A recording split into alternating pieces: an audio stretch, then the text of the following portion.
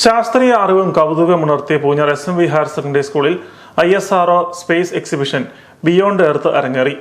Indian ബഹിരാകാശ ഗവേഷണ സ്ഥാപനമായ ISROയും പൂഞ്ഞാർ SMV ഹയർ സെക്കൻഡറി സ്കൂളും സംയുക്തമായാണ് ശാസ്ത്ര പ്രദർശനം സംഘടിപ്പിച്ചത്.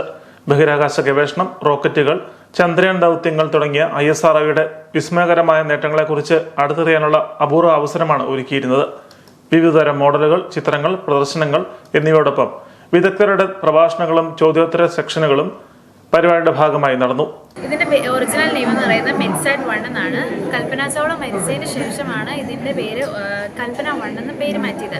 ഇത് ഇന്ത്യയുടെ ആദ്യത്തെ മെറ്റോറോളജിക്കൽ സാറ്റലൈറ്റ്സ് ആണ്. മെറ്റോറോളജിക്കൽ സാറ്റലൈറ്റ്സ് എന്ന് പറഞ്ഞാൽ കാലാവസ്ഥാപരമായിട്ടുള്ള കാര്യങ്ങൾ ഡേറ്റാസ് എല്ലാം കളക്ട് ചെയ്യുന്ന സാറ്റലൈറ്റ്സ് ആണ് ഇത്. ഇതിനകത്തൊരു high resolution radiometer, data relay transponder, അങ്ങനത്തെ കുറേ സാധനങ്ങളുണ്ട്. മറ്റു കുറേ ക്യാമറാസ് ഉണ്ട്. അതാണ് ഇതിന്റെ വിഷ്വൽസ് ഒക്കെ എടുക്കുന്നത്. ഇതൊക്കെ എന്ന് പറയുന്നത് ത്രസ്റ്റേഴ്സ് ഒക്കെയാണ് ഇതിന്റെ താഴെ ഇരിക്കുന്നതെന്ന് വെച്ചാൽ ലൊക്കേഷൻ ഒക്കെ മാറ്റി കൊടുക്കാനായിട്ടുള്ള ത്രസ്റ്റേഴ്സ്.